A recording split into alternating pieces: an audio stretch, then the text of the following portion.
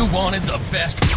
You've got the best podcast, the hottest podcast in the world.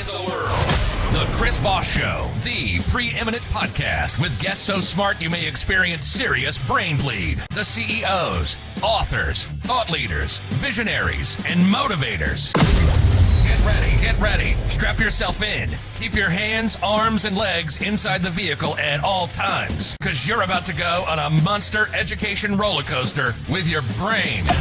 Now, here's your host, Chris Voss. Hi, folks. Chris Voss here from the ChrisVossShow.com, the ChrisVossShow.com. Hey, we're coming here with another great podcast. We certainly, have I ever told you, we were just sat down and had a conversation, say, I really love the fact that you guys all listen to the show.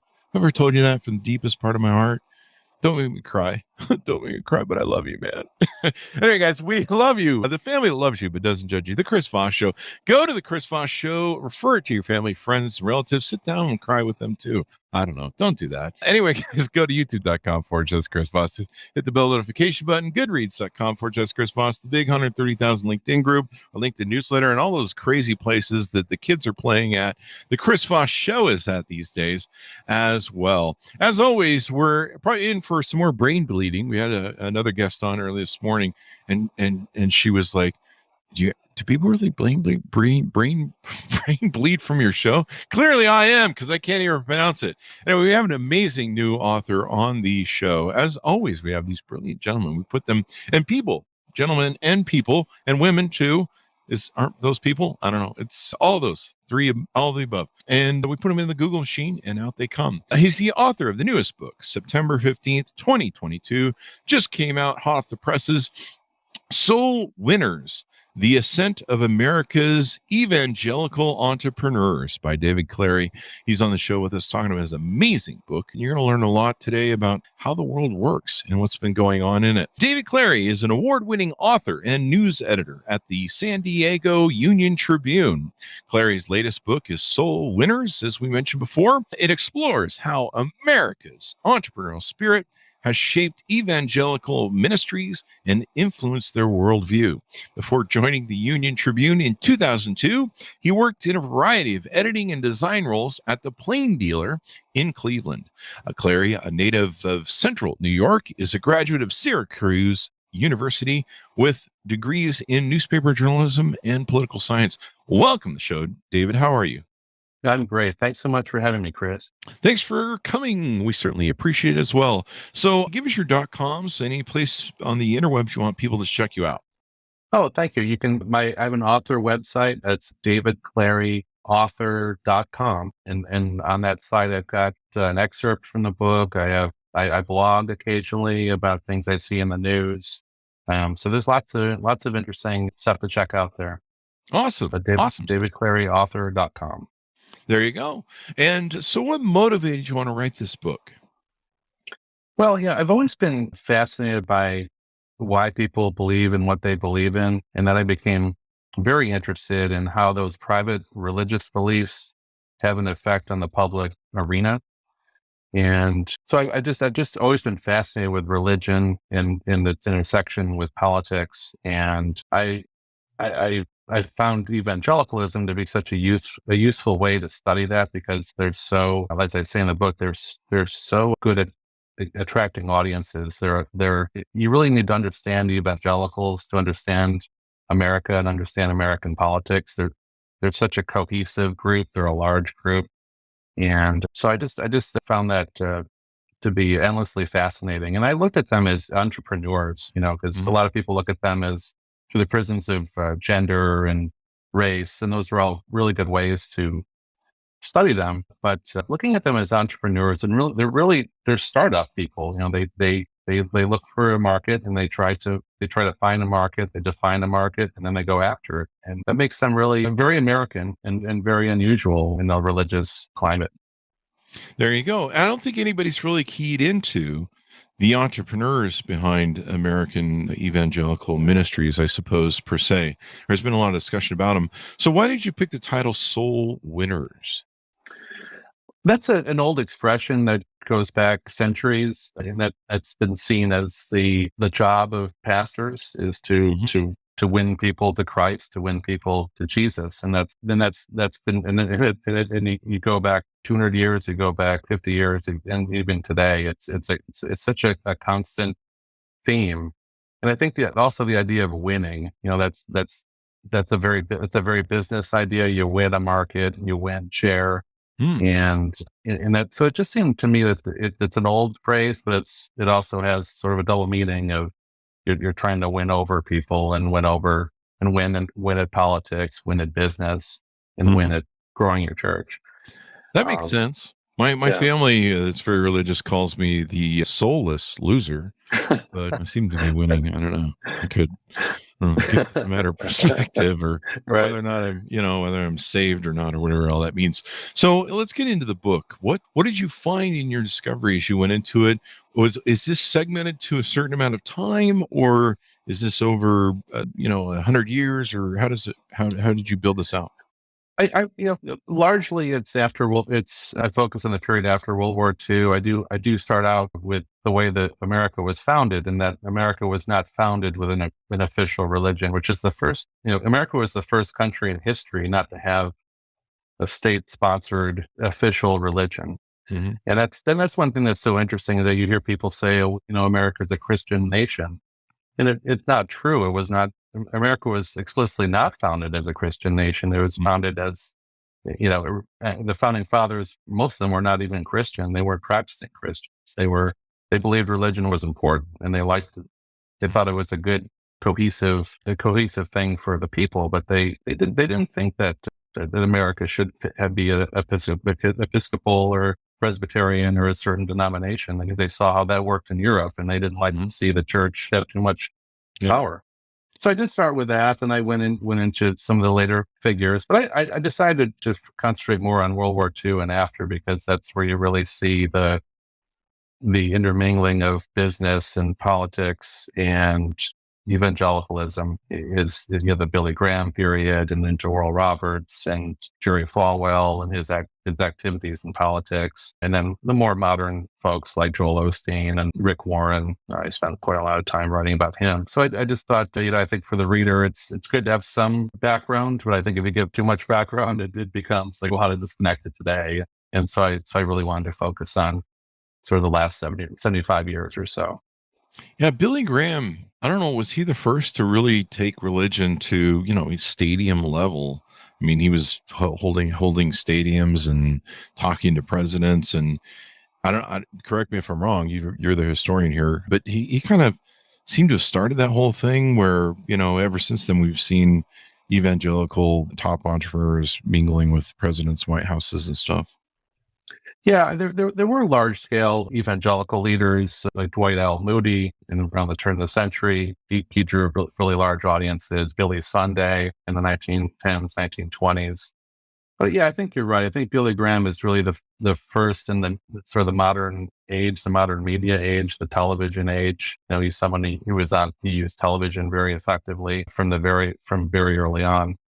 And Oral Roberts also, he and Graham were born the same year, and they really moved on parallel tracks. So it's interesting to look at both their careers, although they had some different theologies, but they both used television. They drew large audiences in crusades, but also on TV. And you're right. I mean, Graham was very explicitly involved in politics. I think that evangelicals have had a conservative bent going back more than 100 years, but he was a very close counselor to Dwight Eisenhower. Dwight Eisenhower leaned on him for advice about civil rights since Graham was a Southerner. He really listened to what Graham had to say.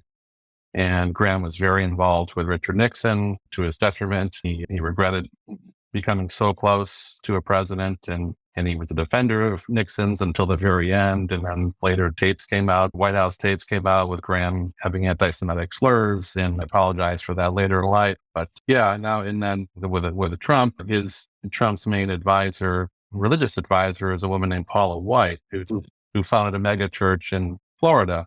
Yeah. And she's a prosperity gospel person, someone who says that if you pray hard enough and you donate money, then you'll get tangible financial benefits. And that's a very alluring idea. And Trump actually was flipping around one night and saw saw her on TV because she had a talk show. She was a syndicated talk show host, like an Oprah style show. And he was just like, oh, she's really great on TV. She's blonde, she's attractive. And so he contacted her and they became very close. And then when Trump became president, she was very close to Trump. She was in the White House quite a lot. She was probably the closest religious figure to a president since Billy Graham and Nixon in terms of the number of times in the White House, the impact on policy. And so, so that's why I thought if I could focus on the last 75 years, it brings a lot of what's happening now into sharper perspective. You can just see how you can see some of these patterns repeating. So what did you find in the book? Did you find that has influenced, their interest in politics, values of government? What factors that have had, entrepreneurs, and I'm sorry, I'll inject before that on that question. As an entrepreneur, I think from a specialty kind of brain that most people don't think from. I think of making a widget, finding something that will sell, that will make profits, and then exploiting that to the highest thing that I possibly can in a good character way. When I say the word exploit, basically taking in, KFC, you take a piece of chicken and a great recipe and you're worldwide. And so you think from a very money oriented, very business oriented, very expansive oriented. How can I make more money doing this? You innovate. You're constantly going, how can we make more money? How can we do this? How can we do better? Ideally, the beauty of being an entrepreneur is if you serve others and provide a better product and improve their quality of life, you're usually paid directly in proportion to that, to the value usually. A person who is a doctor, obviously gets paid a whole lot more money than, say, somebody else because of, they saved your life. So because of that, we're a little bit more money geared than most people and generating more money and doing whatever the hell we want. In fact, a lot of, our type of oligarchs, they influence government to they have as less regulation as possible so they can do whatever they want. Because once you reach pan-globalist level, you don't really care about democracy that much. You do business with anybody who'll do business with you. Hi, folks. Chris Voss here with a little station break. Hope you're enjoying the show so far. We'll resume here in a second. I'd like to invite you to come to my coaching, speaking, and training courses website. You can also see our new podcast over there at chrisvossleadershipinstitute.com. Over there, you can find all the different stuff that we do for speaking engagements if you'd like to hire me, training courses that we offer, and coaching for leadership, management, entrepreneurism, podcasting, corporate stuff. With over 35 years of experience in business and running companies as CEO, I think I can offer a wonderful breadth of information and knowledge to you, or anyone that you want to invite me to for your company. Thanks for tuning in. We certainly appreciate you listening to the show, and be sure to check out chrisvossleadershipinstitute.com. Now back to the show. So what did you find how that entrepreneur sort of mindset fed into, the last, 60, 70 years since World War II? Yeah, I think that the breakthrough that evangelicals made is that they're the biggest market of people. And if you're selling a product, the biggest market are people that don't own your product, right? So you go after, so their idea was you go after the unchurched. So the people who do not belong to a church, people who never belong to a church or don't care about church. And that was because before the mindset was always like, okay, I'm the pastor of a Catholic church and I'm going to go after all the Catholics in this area. And I'm going to give them what I believe they want. And what someone like Rick Warren, who's a really good example of a startup businessman, he was influenced by Peter Drucker, who is the founder of modern management theory. That was one of his main mentors. And Drucker taught him the customer decides what a business is. Mm-hmm. And you need to go after, you have to give customers value. And so Warren was he was in seminary in Texas, and he didn't want to he was a Southern Baptist. He didn't want to start a church in Texas. There's a Baptist church in Texas, but there's so many. So he did market research. He looked at, what are the fastest growing areas? And this is in the late 70s. And he found out the fastest growing place is Saddleback Valley in Orange County, California. So he moved, he and his wife packed up their truck and moved to Orange County, didn't know anybody. And he started out with, there was no church. I mean, he just founded a church in his living room, and then the church congregation met at schools, theaters, and anywhere he could find. They didn't have an actual building.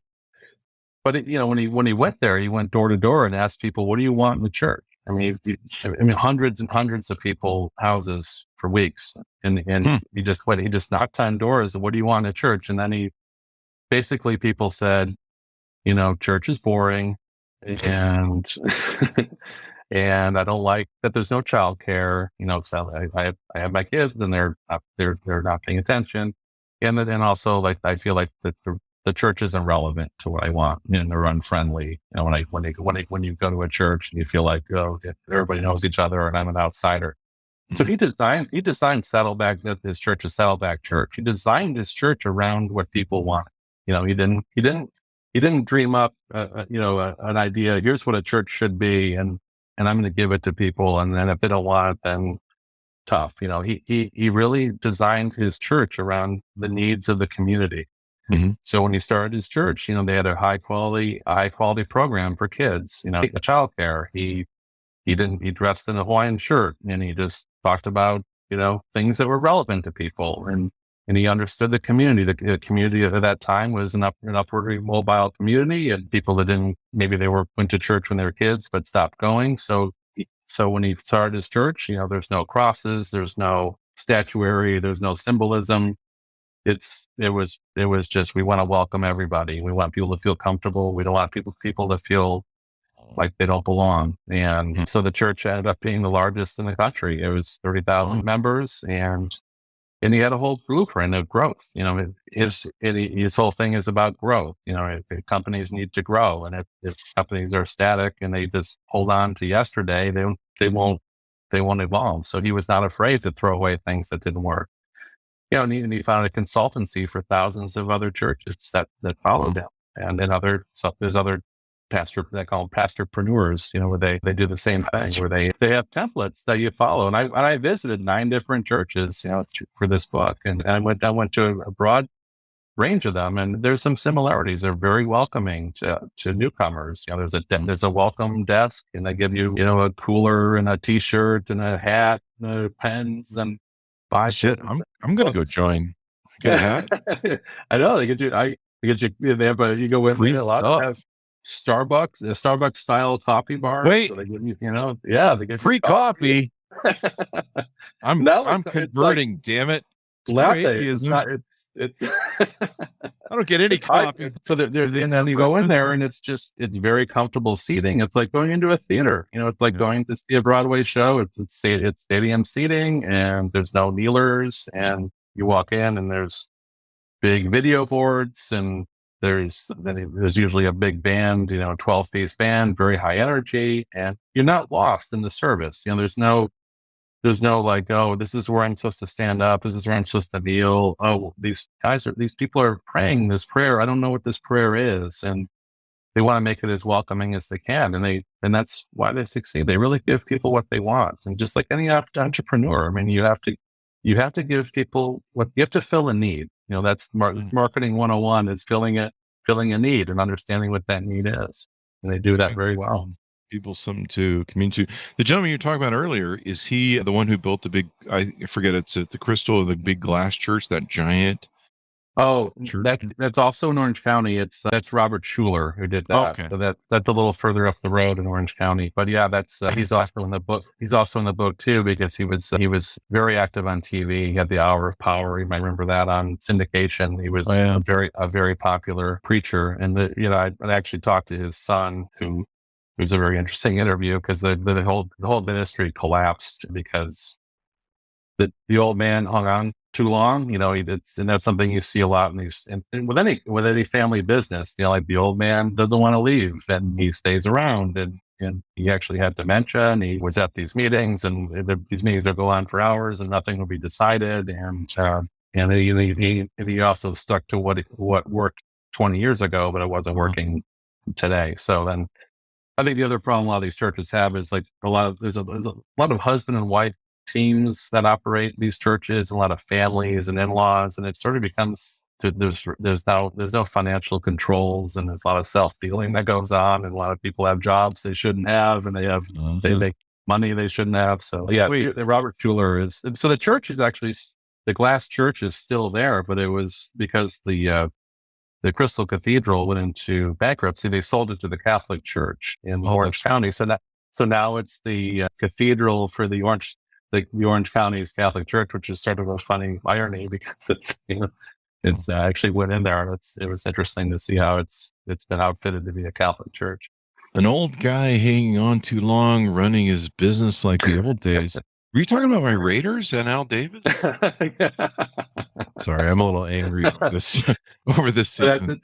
That's interesting too, where it's like, I don't want to veer off too far, but you have his son, or his son, somebody who should run a large corporation or a large company, probably not, but he got it because he inherited it. So you see that in football, you see it in baseball, where you have like the son has it and he doesn't really know what he's doing, and he probably can't run it with that haircut. But no, I mean, really, what you're mentioning is these are what entrepreneurs and owners and these guys are really business people. They're right. When you peel back the layers, it's funny. You were talking about coffee and all the free stuff you could get at going to churches. You might have me converted. I mean, I've been an atheist for years.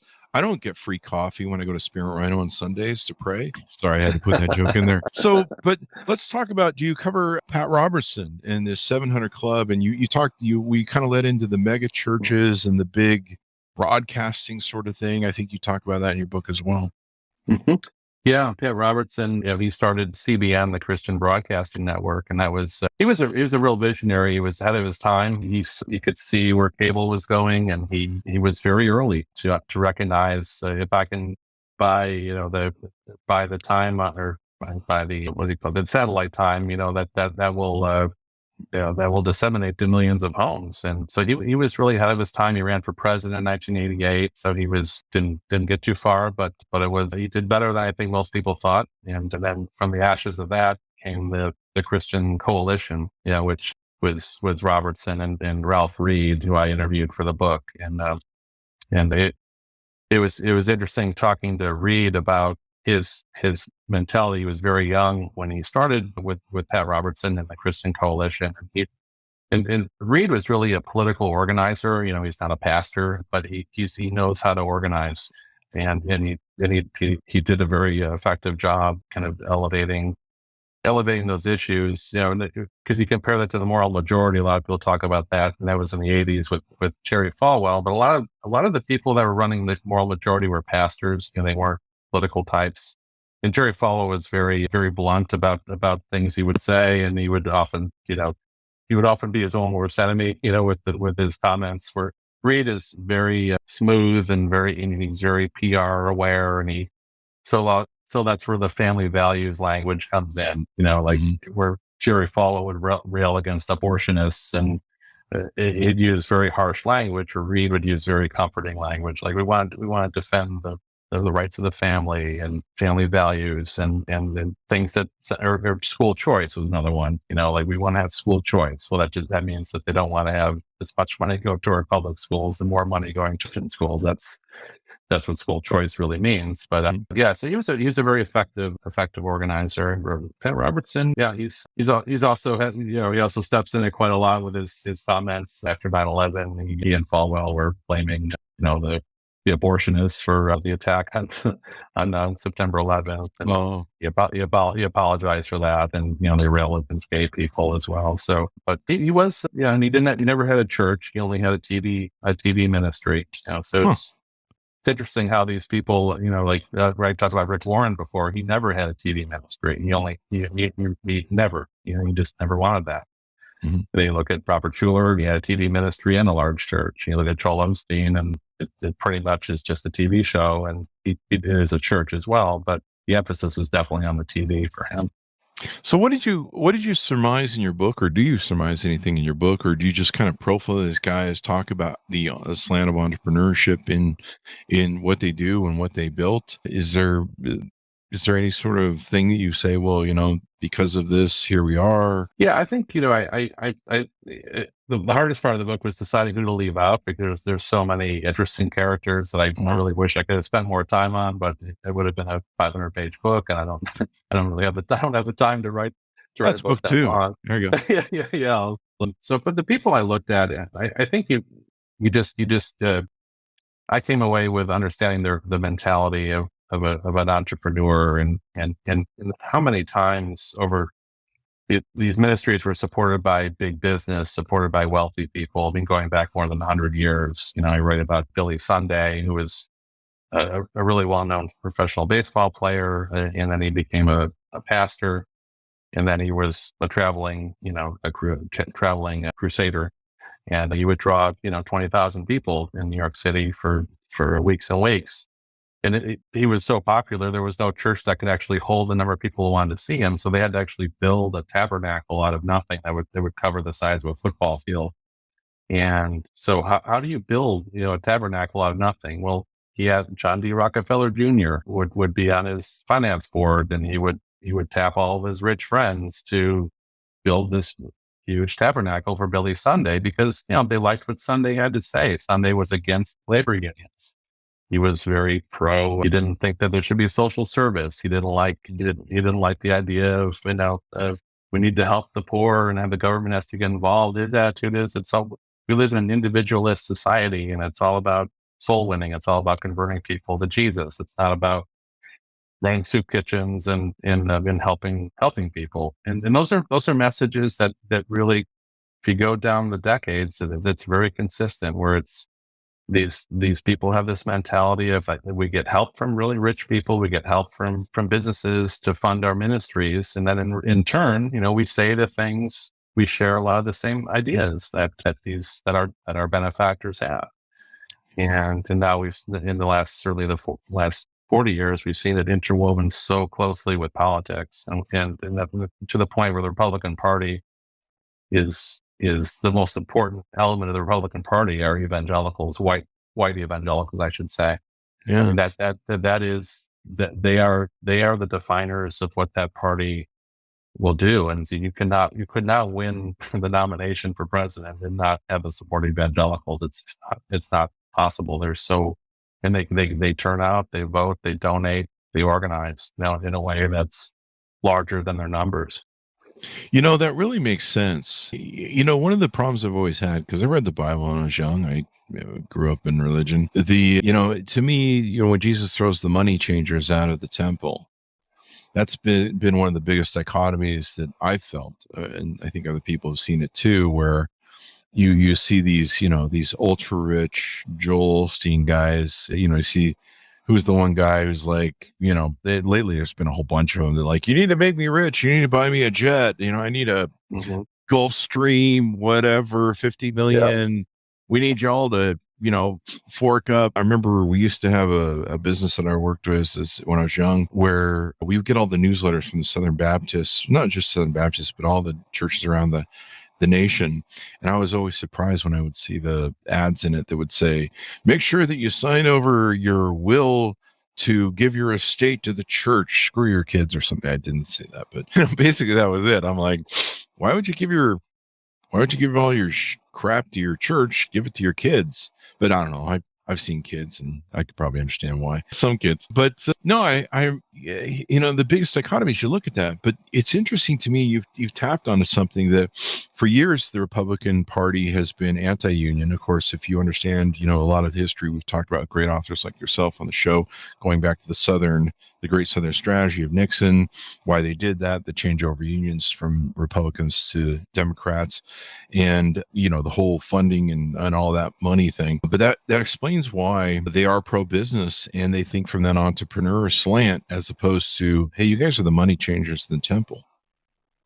That makes sense to me now.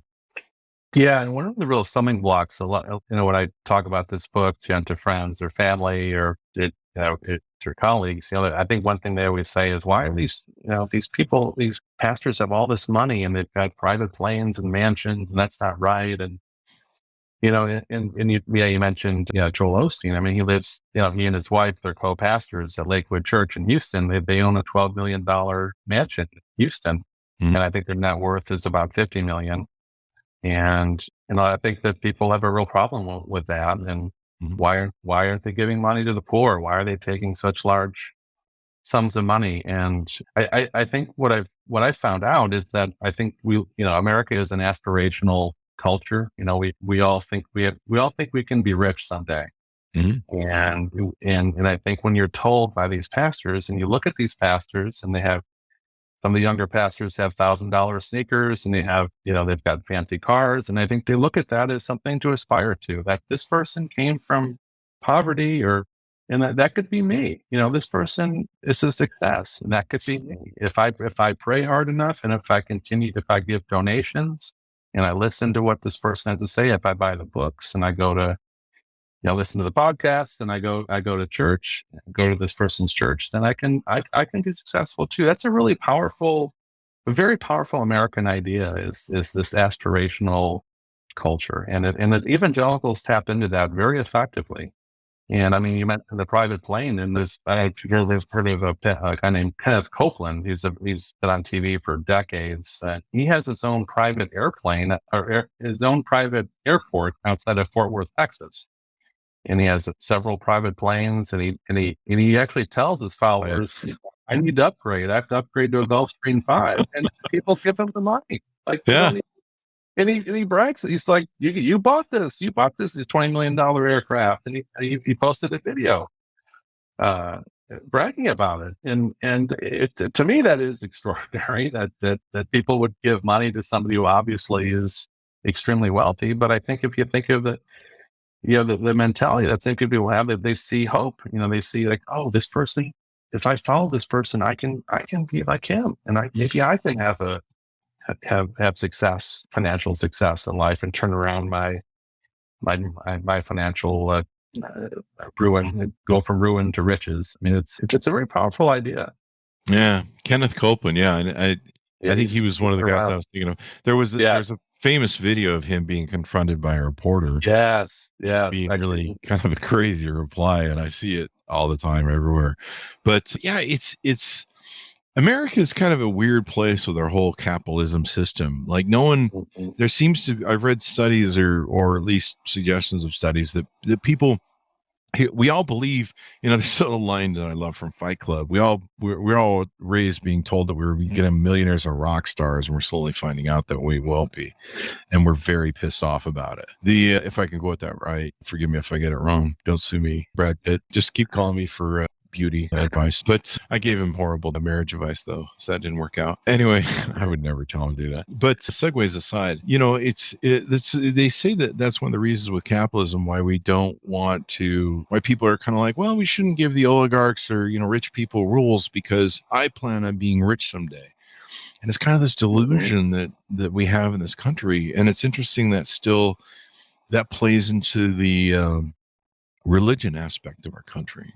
It's really interesting. Yeah, it's done that for many years. I mean, you go back to Oral Roberts. I mean, you would have his whole philosophy was called seed faith, and so it's the idea that you have to, just like if you want to grow a plant, it starts with a seed. So you plant a seed, and then the plant will grow. Well, the same is true with church. So if you plant a seed, which means a donation, you pray over it, and then it'll blossom into financial riches. And that was something he taught. Mm-hmm. And that's still taught today. I mean, I turn on TV and they talk about seed faith, planting a seed. So and if it doesn't work, then you got to plant another seed. Maybe you need to donate more. You need to pray harder. and it does get to the point. I know it is sad because there are people that they don't have the money to give to this. Yeah. They don't have the wherewithal to spend, even if it's $50 a month. Like, that's a lot of money for someone who's older and is on a fixed income. But if they think that, well, that could turn into something, that could turn into a great fortune, and why not me? Why can't it happen to me? I believe. But it is sort of sad because you think of like, well, if it's not happening for you, then, oh, there's something wrong with me. Maybe I'm not praying hard enough, or I don't deserve it, or I'm not faithful enough. And I am troubled with that, because I do feel like that's you're going into exploitation of people's feelings and their money. I mean, and their money. And there's people that be broke. I had a relative that came in one time and said, I need to refinance my house because I can't afford to live right now, and I need to take some cash out of my equity because I can't afford to live. I'm going broke. And I'm like, okay, well, let's do that. I own a mortgage company for 20 years. So I sat down with their finances, and they were outputting $250 a month to their church. And I'm like, you contribute to $1 billion church that's one of the 12 largest landholders. I think it's 8 now, largest landholders in America. I'm pretty sure God will give you a break for a little while if you want to skip that $250 a month, because that would actually really do well for you. But no, we couldn't give that up. And it's really interesting. You see these, like there was the preacher recently, and I think in New York, who was mugged wearing $1 million on stage. That's right. Who would do that, number one? But number two, who would do it without security? Or maybe there was security. I don't know. They got jumped. But, it's just insane. But you've helped explain a lot of things as to why, I've always kind of looked at church from the Jesus, give and whatever. And I've kind of wondered why these guys have that sort of thing. But it explains a lot to me.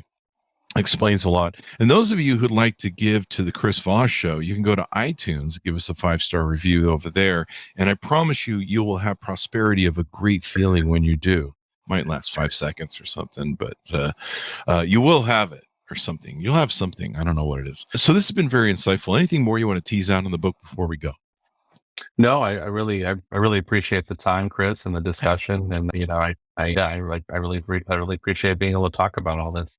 Yeah, thank you for coming on. One thing I did want to mention, I've lived in Vegas for 20 years, and your book, Gangsters to Governors, we should plug into. Yeah, that was my first book. So it came out 5 years ago. And that was, it's interesting that I wrote about gangsters and then I wrote about pastors. I don't know. I see what but there are some similarities where a lot of those casino operators, they were entrepreneurs too. People like Steve Wynn, and they took a risk. They got involved in a business, and I also like the mentality of the people. Like there's a lot of gamblers that should not be spending money sitting on a slot machine. And you've been in Vegas, and you've seen, you go through the casino and you see somebody on an oxygen tank, and they got 2 slot machines going, and it's like, it's so sad because they don't have the money for this, and they're just losing money. They're losing money twice as fast as they would have just at one machine. But there's that little old ladies playing those penny machines, with the oxygen tank, and you're like, honey, you're on fixed income. You need to go home. Why not me? Why can't I win? I could win the jackpot. And then that's similar to the seed faith. It was like, well, why can't I could turn my life around. And yeah. I mean, every when you live in Vegas, everybody you meet that's an addicted gambler, they always have a system, and the system always wins, but they're always broken. They just need to borrow money from you. And then they always have a pocket full of their loser receipts. And they always tell you, they'll tell you about their losses from most times, but usually because they need to borrow money. But then they'll tell you, hey, I just won $4,000 on the Royal or whatever at the bar. And you're like, yeah, but you've lost 20,000 this month. So like, who cares? They're like, no, you don't understand. It's their version of math is, but the Goodmans, the gangster lawyers for the gangsters, in fact, Oscar movie, Oscar. Right.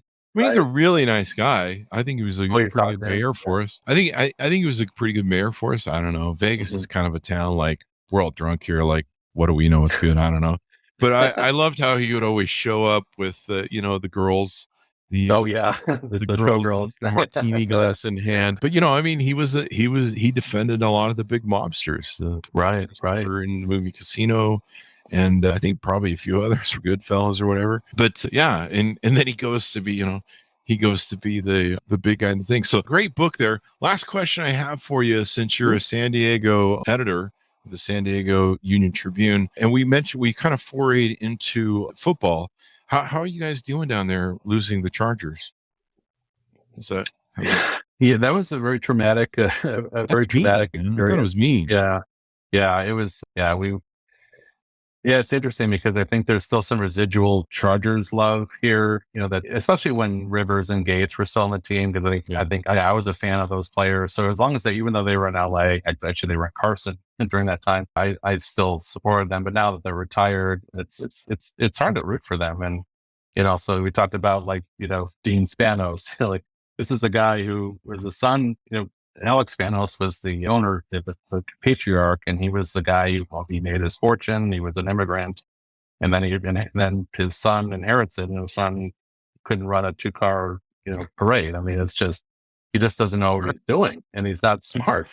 And like he should have taken the Las Vegas deal. Like he could have had Las Vegas build him a stadium, and he could have had that market all to himself. So instead, he's sharing a stadium with the Rams. We call them the LA Lodgers, because they're paying rent to us, to Stan Kroenke, and nobody cares about the Chargers in Los Angeles. I mean, people in Los Angeles care about the USC and high school football, and the Chargers, I mean, there's no interest in them. So it's sad. And, I do take some pleasure when they very typically give up a game at the end and, stumble all over themselves. Was that with Rivers or after Rivers? No, like now. Yeah. Sorry. Yeah, that's true. Yeah. So I don't mind when they stumble and they don't make the playoffs. It's like I get a little thrill out of that. But yeah.